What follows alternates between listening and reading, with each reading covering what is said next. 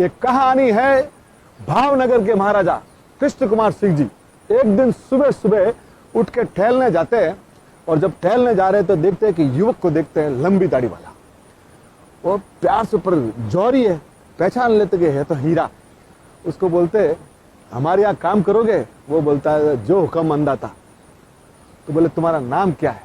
बोला मेरा नाम मुबारक है। क्या नाम? बोला मुबारक। तो बोले मेरे यहाँ चलो। तो वो भेड़ बकरियां चरा रहा होता है।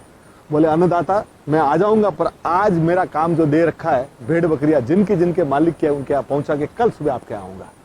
महाराजा भी चकित रह जाते, 1800 गांव का धनी, और वो जब बोल रहा है फिर भी बोलता मैं कल आऊंगा। बोले कल आ जाओ। तो महाराजा का एक नीलम बाग है भावनगर में, आप जाएंगे तो आपको मिलेगा। तो महाराजा वहां प्रतीक्षा करते हैं, 1800 गांव का धनी उसका प्रतीक्षा कर रहा है, ईमानदार आया। बोले तुम ईमानदारी से काम करोगे? बोले साहब मेरी जब तक जान है ना तब तक तो मैं पूरा आपके ईमानदारी में। आप सोचिए मेहनत और ईमानदारी मुबारक की इतनी बढ़िया थी कि देखते देखते भावनगर कृष्ण कुमार जी महाराज साहब ने, उन्होंने क्या कहा था, अपनी तिजोरियों की चाबियां भी उनको दे दी। हाँ बात है, आप सोचिए क्या, उनको तिजोरियों की चाबी दे दी। और थोड़े दिनों बाद आप सुन के ताज्जुब करेंगे, महारानी को अवसर के लिए उनके पास सबसे बड़ा 9 लाख का हार था।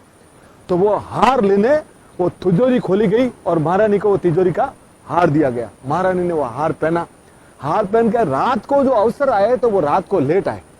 महारानी को आदत थी रात को रामायण पढ़ने की, तो वो रात को सोती सोती रामायण पढ़ रही है। रात को 3 बज गए, उसकी नींद कब खुली? वो किष्किंधा का था, तो उसको लगा कि ये मुझे पढ़ना जरूरी है, तो वो हार उसने बीच में रख दिया, पेपर के बीच में, कि मैं कल सुबह इसको वापस। वो भूल गई। 3 महीने बाद उनको वापस हार की याद आई, तो वापस तिजोरी खोली गई। अब हार तो वहां था नहीं, देखा तो हार है नहीं। अब इन्होंने महाराज को बोला कि अपना हार तो रात को कहीं न कहीं चोरी हो गया है। तो चाबियां तो किसके पास है? मुबारक के पास। मुबारक को बुलाया गया कि मुबारक पर मानते थे इनको कि मुबारक यार अपना हार नहीं दिख रहा है। तो बोला मेरे पास तो चाबियां हैं, आप खोल के देख लीजिए। पर उसको लगा कि ये मेरे ऊपर शक कर रहे हैं। इसने अपनी चादर बिछाई और चादर के ऊपर खड़ा हो गया। तो महाराज बोले ये क्या है? बोले साहब मैं 5 टाइम नमाज अदा करता हूँ, कभी परवरदिगार का मैंने गलत नहीं किया। मैं खड़ा होकर बोलता हूँ सर मैंने कभी कोई से नहीं किया। अरे बोले ऐसी कोई जरूरत नहीं है, मैं तेरे ऊपर विश्वास करता हूँ। पर बच चला गया। पर वो शक की सुई होती है ना, मुबारक के मन में आ गया क्या मेरे लिए।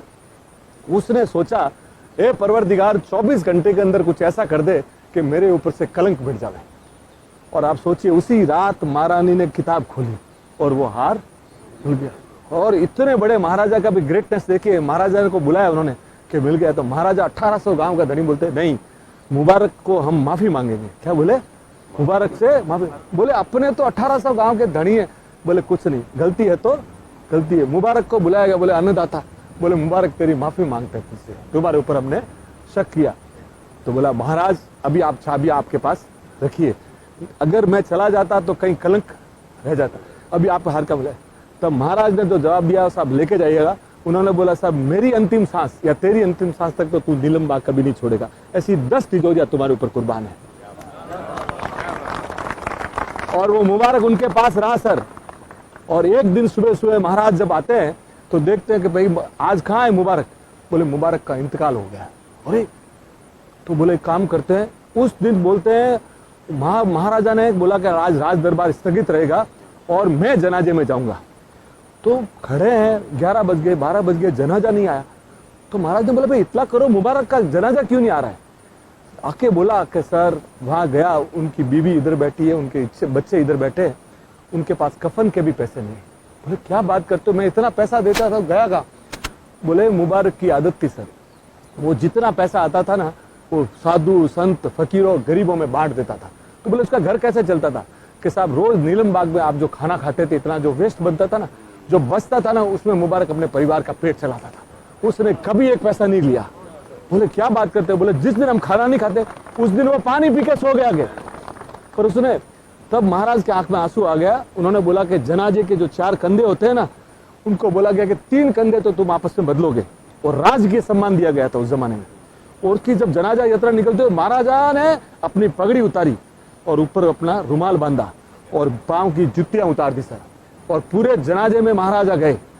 और वहां जब कब्र में गया ना तो मिट्टी भी उन्होंने डाली। और आज भी अगर आप भावनगर जाएंगे ना तो वहां पे लिखा हुआ है the lock of Neelambagh slips here.